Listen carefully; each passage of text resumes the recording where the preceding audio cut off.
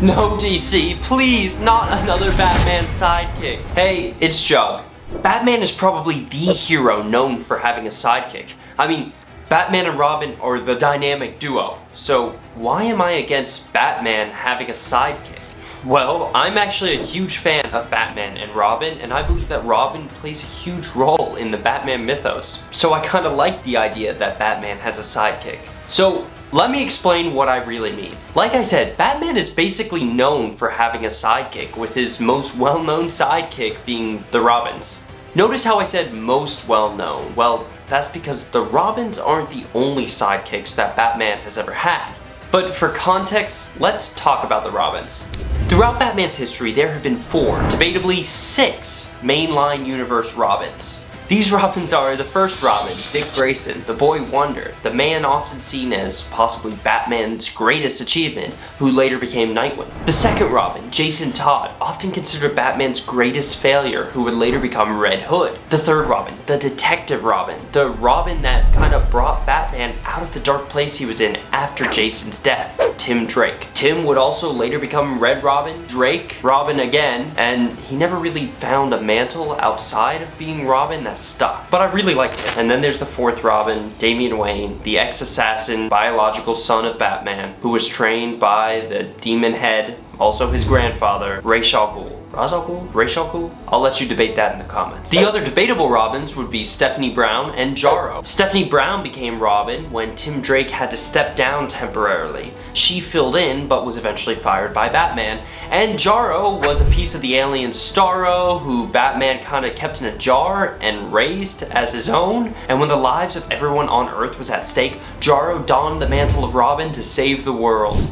That was a lot, and those were only the sidekicks that were well known. Batman has actually had a number of other characters that served as sidekicks of sorts, but these characters either didn't take off or were forgotten. So let's talk about them. First up, we have someone that people might be surprised to see. Clayface. Now, I know what you're probably saying. Jug, Clayface is not a Batman sidekick. Clayface is a Batman villain. And you'd be wrong. Yes, Clayface has been a Batman villain, but there was a time where he actually teamed up with Batman and even, according to the wiki, joined the Bat family. You see, at the time, Batman and Batwoman were making this team called the Gotham Knights. And no, not the video game. And if you think about it, Clayface has some pretty useful powers, so when they encountered Clayface, they were like, you know, how about you stop being a villain and join the team? So Clayface did, and during this time, Clayface used his powers for good, and he even became really close with the Bat family, especially Cassandra Cain, who he taught acting to. Sadly, Clayface was killed trying to cure Gotham City and its people, but at least he died a hero. That was, of course, until he was resurrected later by some mysterious means, but he was no longer part of the Bat family then. Our next sidekick might be the most iconic of Batman's failed sidekicks, at least in recent times, and that's the Signal. The Signal, whose real name is Duke Thomas, was created by Scott Snyder during his run on the main Batman title. Batman first met Duke Thomas when Duke was a child during the Zero Year, and Batman was almost killed. Duke's family found Batman and eventually nursed him back to health. Years later, the duo met again during the Joker's endgame scheme. The Joker had abducted all of Duke's family and was planning to recreate the Wayne murders with them.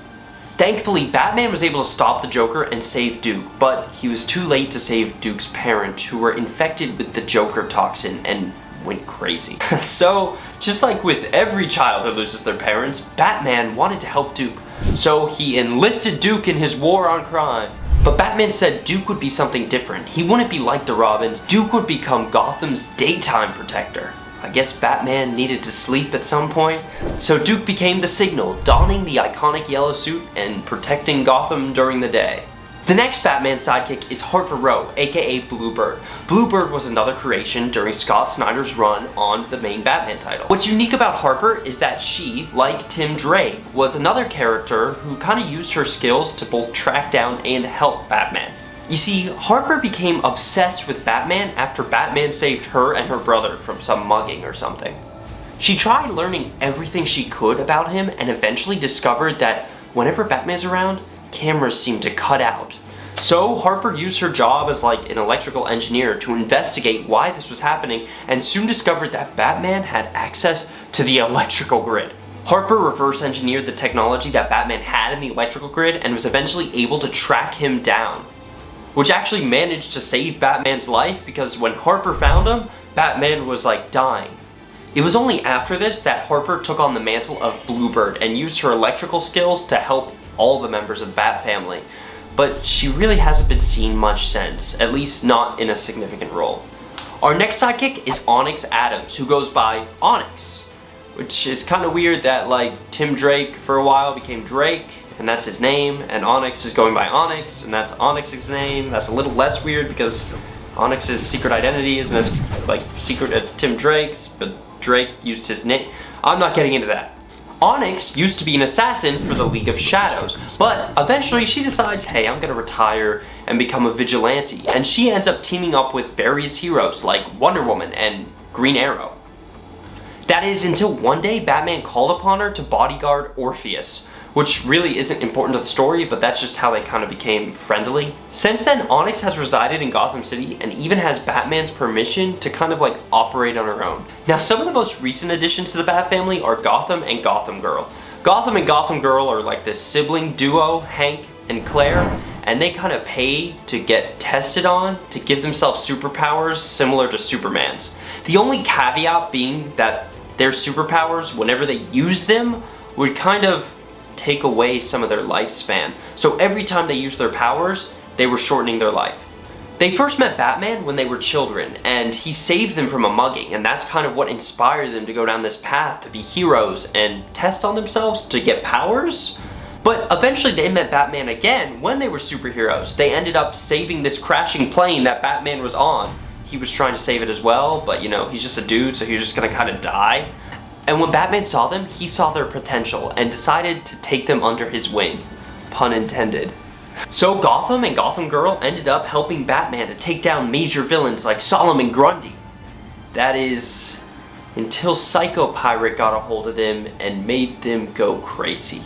Our next Batman sidekick is Batman. Well, sorta.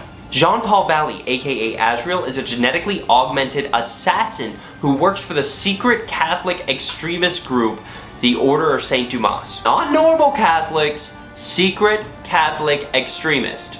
Azrael and Batman met when they both happened to be investigating the mysterious disappearance of Azrael's father.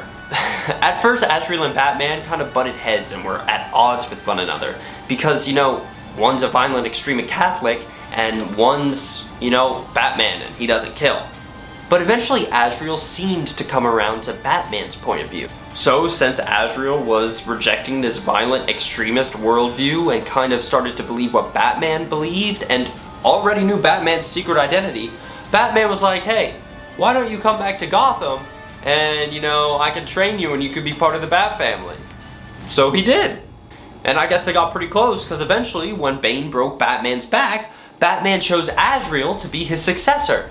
So Azrael took up the mantle of Batman and it worked for a while until Azrael went back to his crazy murderous ways and Batman cut ties with him.